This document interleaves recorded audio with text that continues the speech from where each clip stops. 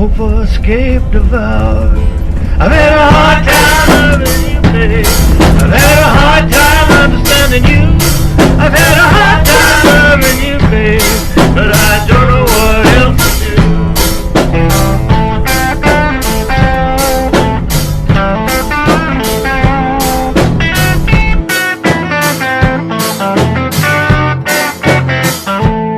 I've had a hard time loving you, baby. I've had a hard time understanding you. Hi. How you doing? Can you hear me? Yeah, I can hear you now. All right, very good. Turn up the volume. Can you just let me know if you hear like the squeaking, these neighbors upstairs? Oh, okay. They seem to use the floor like it's, I don't know, they're abusing the privileges of a floor by walking on it incessantly. Nice. It's, I told the landlord, I said, you know, you should probably have, you know, like require people to put rugs down, you know, when you have a new tenant. I'm just saying, because it's a wooden building and there's no insulation. Yeah. So most of the time it's fine, but once in a while, it's like nonstop, you know?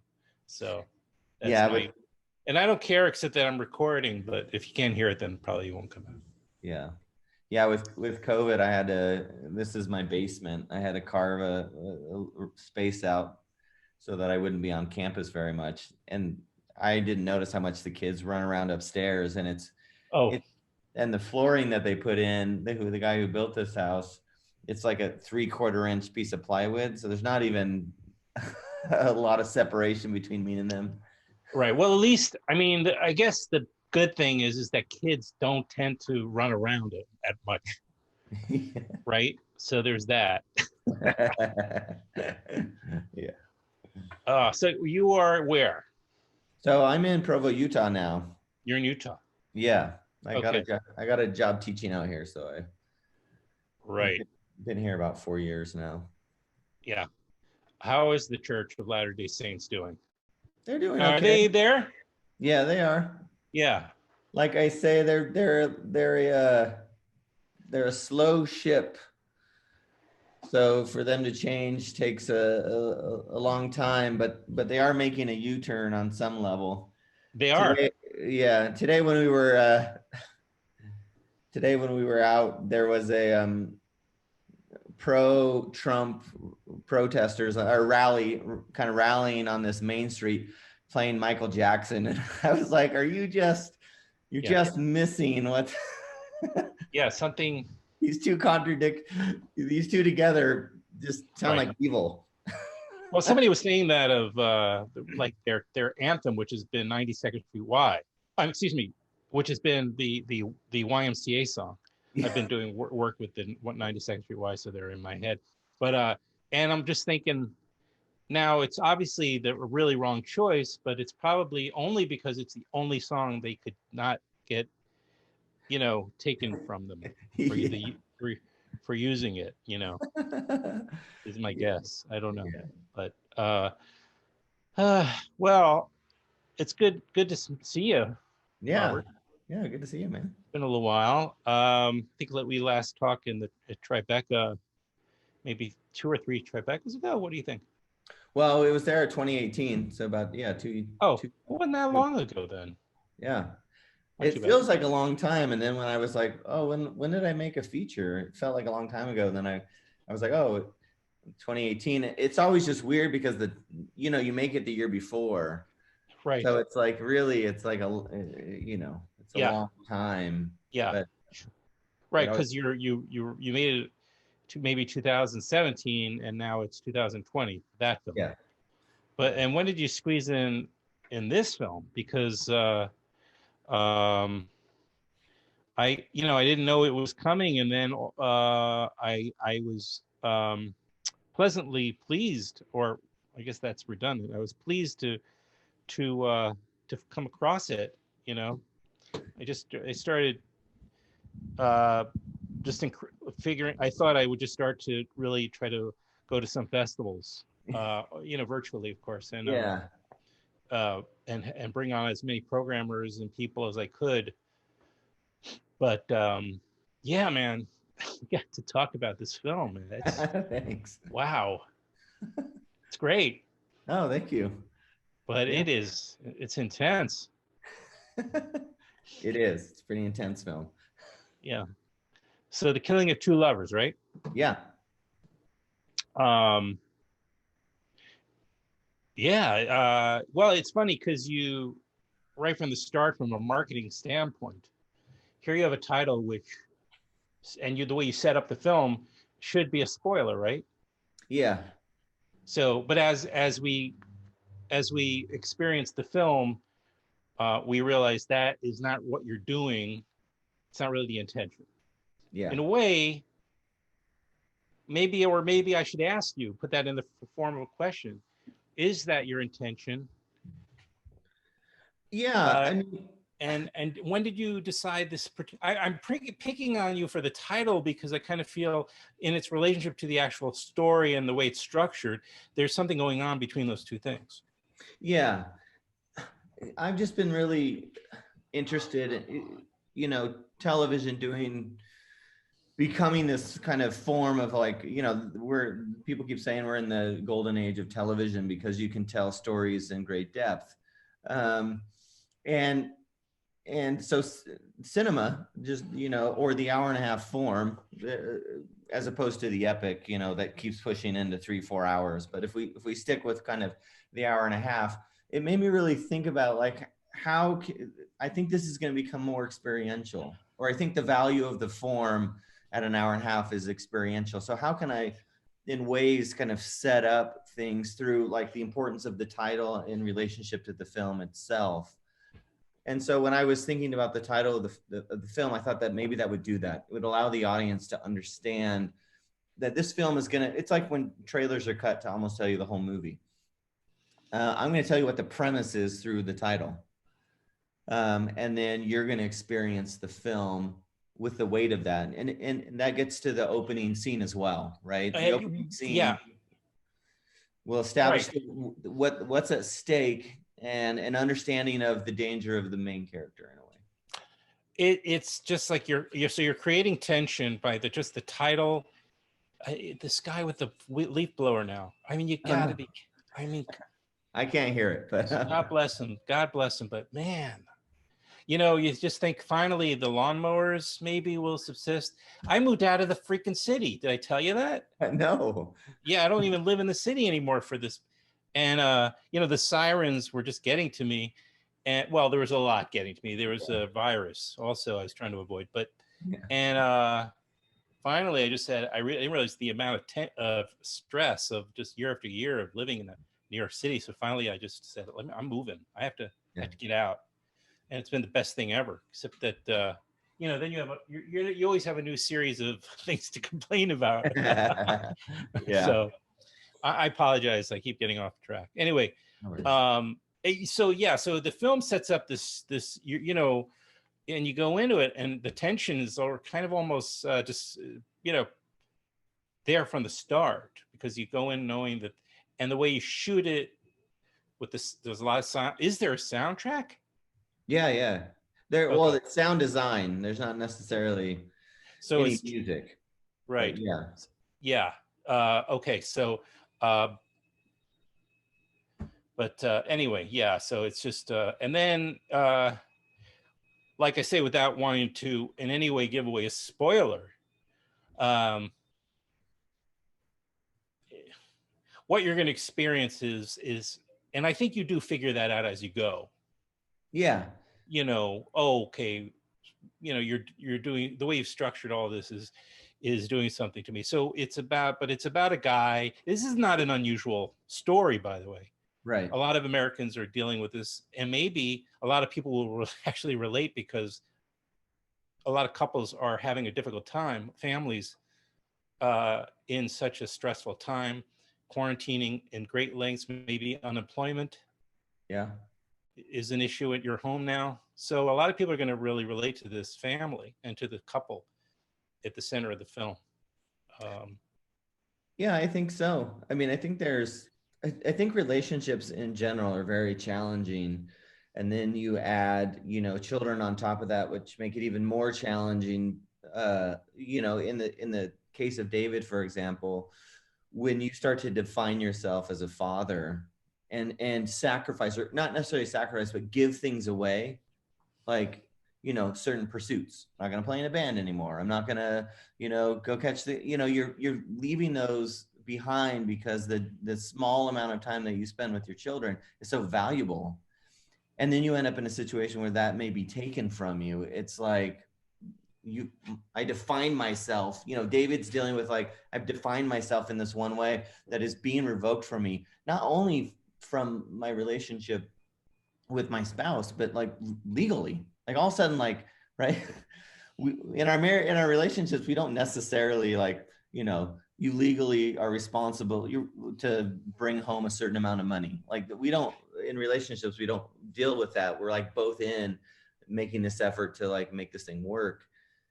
And I was very interested at that strange moment where those things begin to shift away, and it does. Like, I think about it, for example, even the need to knock on the door of the house you've lived in for, say, 20 years to be able to come in, like the weight of that, right?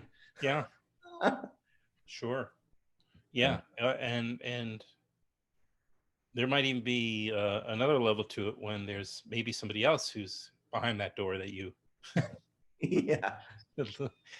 As is the case here, well, we can mention, I think that's in the film from the beginning, so I don't think we have a spoiler per se. So, you have, oh my God, I got to tell this guy to fucking get lost. He's like I'm on the ground floor too. You must be able to hear that. I hear a little bit of, like, it sounds like it's hitting metal. Yeah, I could understand why, because it's like that kind of thing where it's a leaf blower. It's a handheld leaf blower, and he keeps, yeah, I was doing a podcast with Adam earlier, and all he talked about was this leaf blower. So, but so yeah, so the wife and what's her name in the film? The character? Yeah, Nikki. She's already, it starts with her already. They're on a trial separation, I guess you could call it. She has the kids in their house, but he's now living with his aging dad. And she's already taken, within their agreement of this experimental period, she's now with another guy. Yeah. So I don't know how he agreed to that, but you sort of, well, like you describe it in a way in this process, you sort of just, like you say before, inside of it's within the marriage, you're making these compromises. Perhaps you're cutting things, you're allowing these things to go, like, giving up, let's say, music or whatever. Likewise, here he's also compromising, because it's like, well, at what point, do I just, as he says in the film, just let me know, because I got to cut you loose. This is just too hard. Yeah. It's just at a certain point. When you make. I mean, there's these multiple variables that I think is really challenging in a relationship. I mean, there's the relationship in and of itself, right, between a couple and those things. But imagine if you just, after even 10, 15 years, chose to separate, then you just kind of go your way, and they go their way, and you think about them often, but you never really run into them unless you live in the same city.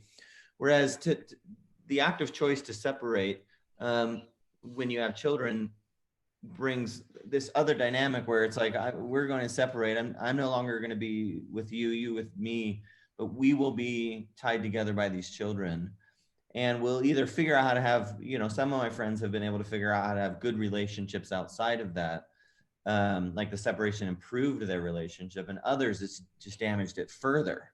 Can it be both? It can be improving and destructive at the same time? I don't know. Yeah.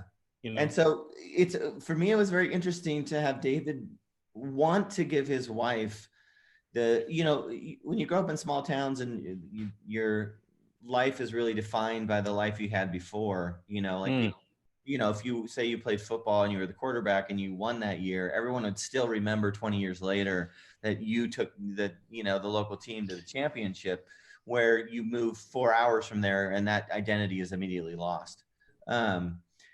So in this context, when I was writing it, David is living the life he wanted to live. Everything that's happening is exactly how he hoped to live life. Nikki, right. Nikki also believed and committed to that, but there's this aspect, at least my siblings experienced and other women I knew experienced, when the obligation of not being at home with the children all the time lightened up and they got to go back into the workforce, or even if it's not the workforce, but into things that they love and enjoy, there's this growth that happens. It's really exciting, but it poses questions as well. And in this story in particular, Nikki's not really asking if she loves David. She knows that. She's really just asking, like, what is the full potential of my own life? Like, what could I, you know, when you get in positions like becoming, say, for example, a paralegal, and all of a sudden the head of that law firm says, oh, you're actually good enough to be an amazing lawyer. And then you're like, wait, I know that is not a dream I ever opened up and explored. I just thought I'd be a paralegal because it pays really well. And, you know, it's work I can do. All of a sudden it's like, wait a minute. Right. So she's kind of in this, you're opening up. Yeah. She's in this real period of like, what is her possibilities, which for me is really exciting. And again, as a partner, like you don't want to squash that, but at the same time, you're afraid that the answer to that leaves you behind. And that's kind of where David kind of is that not wanting to stifle her progression, but Right. so very afraid that it means he won't be there in that journey. And the lesson, of course, is that, you know, well, it's a matter of having self-confidence, well, maybe it's an equation. It's a self-confidence, but it also is a reality check that things are what they are. Things, you can't prevent things that are going to go the way they do. They can only get toxic if you try to stop it. If a couple is not meant to be together, what can you do? You can't. You know, it's so the sooner you sort of confront that reality and make yourself okay on some level with it, which is painful, but it, you know, if anything, you'll stand a better chance of, in a way, coming back together. Yeah. If there's one of the things that really, in the beginning of the writing process, when I considered even making this film, there were a series of friends of mine whose relationships were ending and who had acted so out of character that I was really taken by how out of character they were. Mm-hmm. And I think it was this, I assessed it in my own judgment that it was this unknown factor. How can you ever know? You know, it's like, you know, my dad once, when we were almost about to get in a car accident, and he reached his arm out to kind of cover me. And I'm like, Dad, that arm's going to do nothing. Like, that will do nothing. That's the way we were all raised in the 70s. I don't know. Yeah. So, you know, thanks for having the seatbelts removed, by the way. Yeah. You don't know that reaction's there, right? That's just like your body does that thing. And I felt that way in this seeing how my friends were reacting to these relationships ending and this loss of a life. You know, this life is dying that they have been living.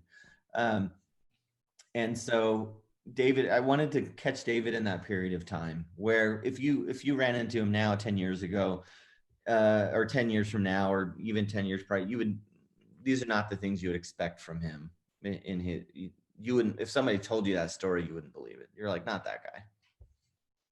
Where did you shoot the film, by the way? It's you know, it's a very stark landscape.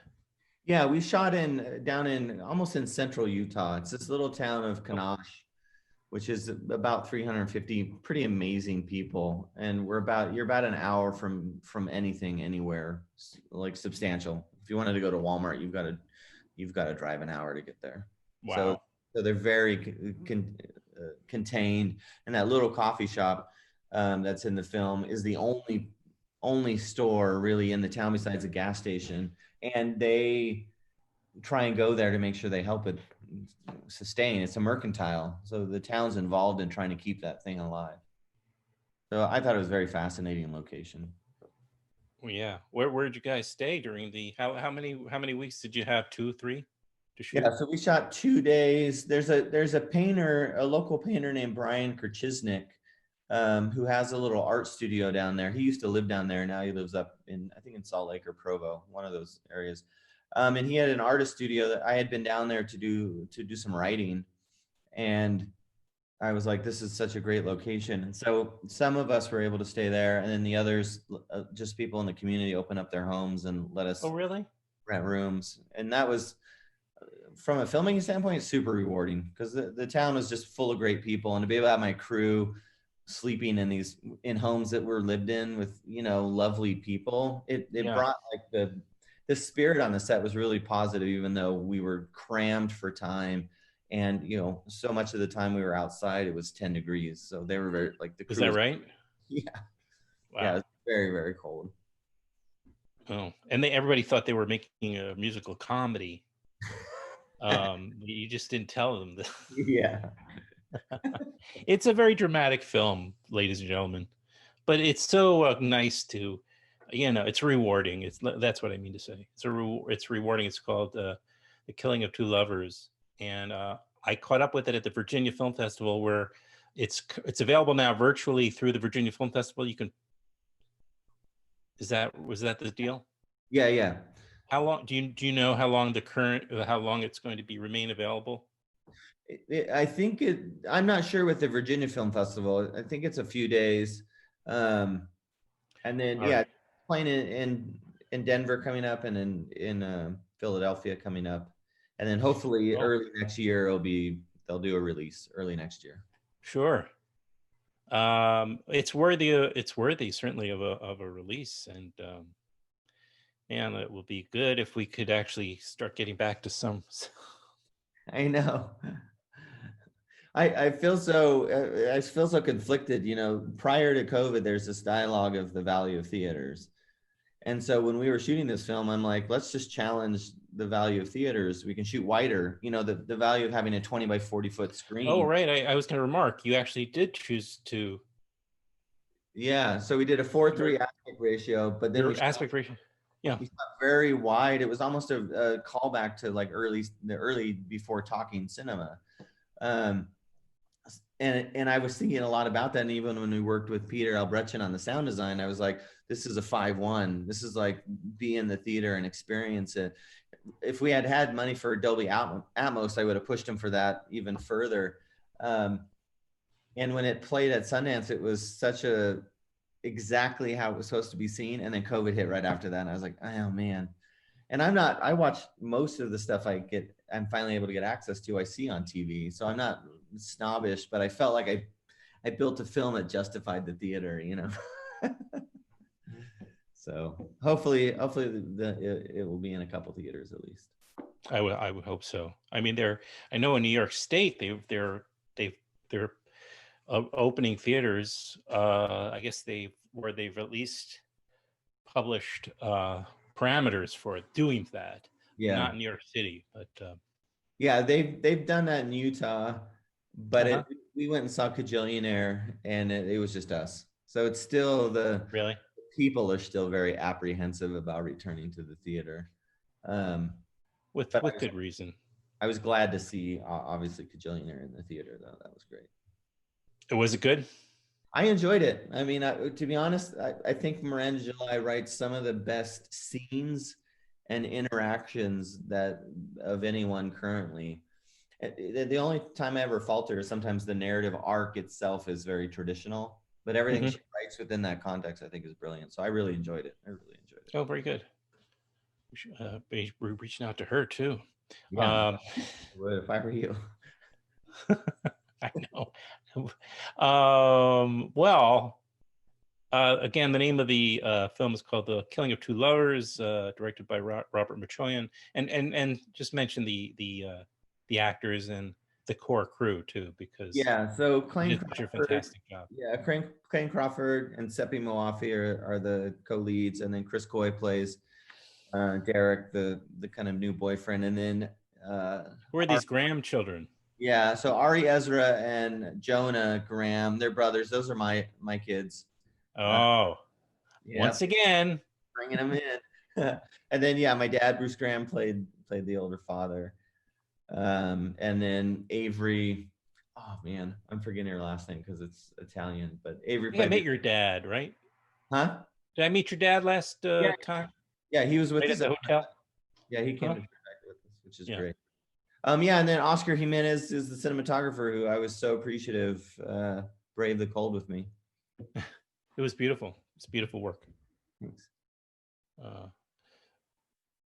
Again, I guess it's just so people remember, you don't have to necessarily live where the festival is at this point. That's the upside of this, is if we can get that message out there, take a risk on some films that haven't had 100 reviews yet, but you have some pedigree here. You have the Sundance Film Festival and some wonderful festivals coming up, which speaks volumes. So you have Virginia, Philadelphia. You mentioned one other.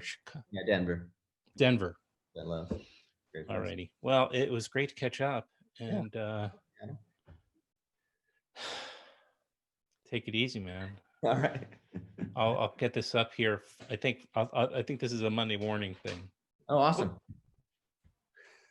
It's okay, still on. Huh? You can come out. It's okay. What's that? I'm hungry. Oh, you're hungry. I have to make some dinner. All right. I have a thing. I have to make him a little food. He keeps coming back for more. I don't. Yeah, they're hungry, especially during COVID. Like they're starving during COVID. Right, and the leaf blower, you'll be glad to know, finally stopped. So now that we're done, he's done. All right. All right. Take care. Okay. All right. Bye-bye.